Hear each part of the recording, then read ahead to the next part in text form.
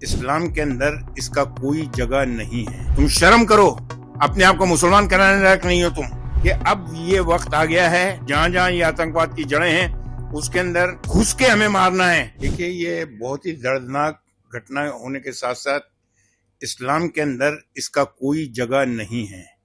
ہمارا قرآن شریف، ہمارے پروفٹ محمد، حضرت محمد مصطفیٰ صلی اللہ علیہ وسلم کی جو تعلیمات ہیں، جو ہدایتیں ہیں، جو نصیحتیں ہیں، اس کے حساب سے اگر کسی ایک بھی ناحق بے قصور کا خون کیا جاتا ہے تو پوری انسانیت کا وہ خون مانا جائے گا۔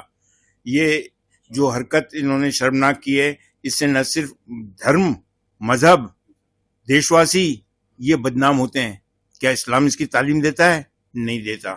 کیا اس طرح کے آپ کے بزرگوں نے یہ تعلیم سے دنیا انسانیت کو رول شناس کرایا؟ نہیں کرایا۔ تو پھر یہ چیزیں کیوں؟ یہ بے قصور لوگوں کا خون کیسے بہایا جا رہا ہے؟ یہ میری نظر کے اندر اسلامک پوائنٹ آف ویو سے مسلمان کہلانے لائق ہے ہی نہیں۔ یہ اور بھی شرمناک ہے، انہوں نے نیچتا کی حد کر دی۔ کون سا مذہب اس قسم کی تعلیم دیتا ہے آپ کو کہ آپ کسی کا مذہب پوچھ کر کے اس کے اوپر جو ہے آپ گولیاں چلاؤ گے؟ بے قصور ناحق بچوں کو آپ مارو گے، معصوم بچوں کو؟ یہ کہاں لکھا ہوا ہے؟ معصوم بچے کا خون بھی پوری انسانیت کا خون مانا جائے گا۔ یہ ان لوگوں کو سمجھنا چاہیے۔ ارے کیوں اسلام کو بدنام کر رہے ہو؟ کیوں اپنا نام اسلام کے اوپر کر رہے ہو؟ کیوں اپنے ملک کی بدنامی کر رہے ہو؟ کیوں اللہ کے اس کے اندر تم کم سے کم اللہ کے اس سے تو ڈرو، قہر سے۔ کہ ہمارے ساتھ اندر قبر کے اندر کیا ہوگا؟ دنیا کے اندر تو ہوگا، قبر کے اندر کیا حساب دو گے تم شرم کرو، اپنے آپ کو مسلمان کرانے لائق نہیں ہو تم۔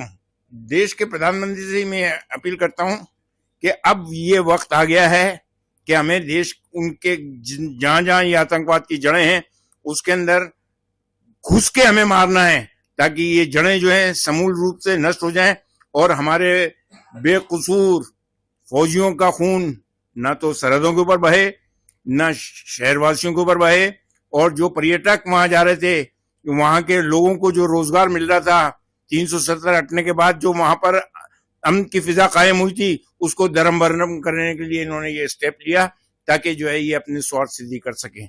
اس لیے اندر گھس کے مارو اور ان کی جڑیں سمول روپ سے نشٹ کرو۔ دیکھیے، یہ بہت ہی دردناک گھٹنا ہونے کے ساتھ ساتھ اسلام کے اندر اس کا کوئی جگہ نہیں ہے۔ ہمارا قرآن شریف، ہمارے پروفٹ محمد، حضرت محمد مصطفیٰ صلی اللہ علیہ وسلم کی جو تعلیمات ہیں، جو ہدایتیں ہیں، جو نصیحتیں ہیں، اس کے حساب سے اگر کسی ایک بھی ناحق بے قصور کا خون کیا جاتا ہے تو پوری انسانیت کا وہ خون مانا جائے گا۔ یہ جو حرکت انہوں نے شرمناک کی ہے، اس سے نہ صرف دھرم، مذہب، دیشواسی یہ بدنام ہوتے ہیں۔ کیا اسلام اس کی تعلیم دیتا ہے؟ نہیں دیتا۔ کیا اس طرح کے آپ کے بزرگوں نے یہ تعلیم سے دنیا انسانیت کو رول شناس کرایا؟ نہیں کرایا۔ تو پھر یہ چیزیں کیوں؟ یہ بے قصور لوگوں کا خون کیسے بہایا جا رہا ہے؟ یہ میری نظر کے اندر اسلامک پوائنٹ آف ویو سے مسلمان کہلانے لائق ہے ہی نہیں۔ یہ اور بھی شرمناک ہے، انہوں نے نیچتا کی حد کر دی۔ کون سا مذہب اس قسم کی تعلیم دیتا ہے آپ کو کہ آپ کسی کا مذہب پوچھ کر کے اس کے اوپر جو ہے آپ گولیاں چلاؤ گے؟